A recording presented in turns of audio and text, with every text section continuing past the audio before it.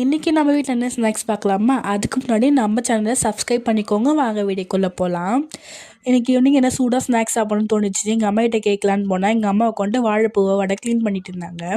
அதை பார்த்தோன்னே எனக்கு வாழைப்பூ வடை சாப்பிடணும்னு தோணுச்சு. எங்கள் அம்மாட்ட கேட்டால் எனக்கு டயர்டாக இருக்குது, நீ போய் செஞ்சுக்கோன்னு சொல்லிட்டாங்க. சரி செஞ்சு தான் கொடுக்கல, ரெசிபியாக சொல்லுமான்னு எங்கள் அம்மாட்ட கேட்டுட்டு வந்து நானே செய்யலான்னு ஸ்டார்ட் பண்ணிட்டேன். அது எப்படி செய்யலான்னு வீடியோக்குள்ளே போய் பார்க்கலாம். வாங்க வீடியோக்குள்ளே போகலாம். அதுக்கு ஒரு மிக்ஸி கப் எடுத்துக்கிட்டேன். கொஞ்சம் ஒரு பட்டை சேர்த்துக்கிட்டேன், கொஞ்சமாக சோம்பு சேர்த்துக்கிட்டேன், ஒரு 5 பல்லு பூண்டை தோல் வச்சு சேர்த்துக்கலாம். ஒரு துண்டு அளவுக்கு இஞ்சி குட்டி குட்டியாக கட் பண்ணிக்கலாம். 2 காஞ்ச மிளகா சேர்த்துருக்கேன். உங்களுக்கு எவ்வளோ காரம் வேணுமோ அந்தளவுக்கு சேர்த்துக்கோங்க. நான் காரம் 2 காஞ்ச மிளகா அளவுக்கு தான் சேர்த்துருக்கேன். 1 மணி நேரத்துக்கு முன்னாடியே ஊற வச்சுருக்க கடலைப்பருப்பு எடுத்து சேர்த்துக்கலாம்.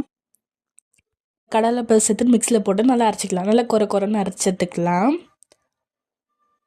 உங்களுக்கும் இந்தமாதிரி ஈவினிங் டைமில் என்ன சூடாக ஸ்நாக்ஸ் சாப்பிடணும்னு தோணுமான்றதை மறக்காமல் கீழே கமெண்ட் பண்ணுங்கள். எல்லாத்தையும் மிக்ஸியில் போட்டு அரைச்சிட்டு வந்து நம்ம ஒரு பவுலில் எடுத்து வச்சுக்கலாம். நீங்கள் லாஸ்ட்டில் லைட்டாக கொஞ்சம் கடலை பருப்பு எடுத்து வச்சுக்கோங்க. ஏன்னா முழுசாக கடலை பருப்பு இருந்தால் நல்லா டேஸ்ட்டாக இருக்கும். எல்லாத்தையும் நம்ம ஒரு பவுலில் போட்டுக்கலாம். எங்கள் அம்மா க்ளீன் பண்ணி வச்சுருக்க வாழைப்பூவை க்ளீன் பண்ணி வச்சுருந்தாங்க. அதை எடுத்துகிட்டு வந்து நம்ம இதை சேர்த்துக்கலாம். எல்லாத்தையும் போட்டு மிக்ஸ் பண்ணிக்கலாம். நம்ம இப்போ காரத்துக்காக கொஞ்சமாக வந்து பச்சை மிளகாய் சேர்த்துக்கலாம். கொஞ்சமாக கருவேப்பிலை சேர்த்துக்கலாம். 2 பெரிய வெங்காயத்தை குட்டி குட்டியாக கட் பண்ணி சேர்த்துக்கலாம். நம்ம கட் பண்ணி வாஷ் பண்ணி வச்சுருக்க கொத்தமல்லியை குட்டி குட்டியாக கட் பண்ணி சேர்த்துக்கலாம்.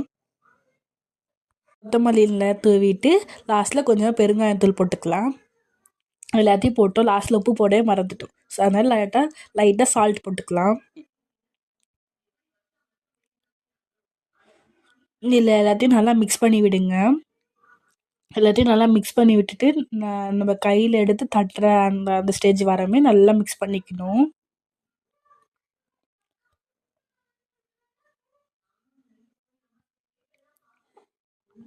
நீங்கள் எந்த அளவுக்கு வந்து வாழைப்பூ எடுக்கிறீங்களோ அந்த அளவுக்கு அதோட எக்ஸ்ட்ராவே கொஞ்சம் கடலைப்பருப்பை ஊற வச்சுக்கோங்க.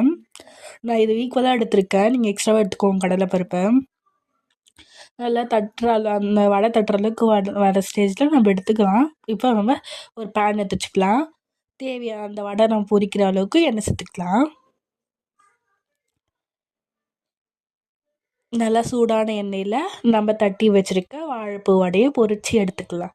ஈஸியான டேஸ்டான சூடான வாழைப்பூ வடை ரெடி. நீங்களும் ட்ரை பண்ணி பாருங்கள் எப்படி இருக்குதுன்னு சொல்லி. டேஸ்ட்டாக சூப்பராக இருந்துச்சு. இந்த கிளைமேட் எல்லாமே நல்லா சூடாக சாப்பிட்டோம். நீங்களும் ட்ரை பண்ணி பாருங்கள். சூடாக டீயோட சாப்பிட்டா இன்னும் செம்ம டேஸ்ட்டாக இருந்துச்சு.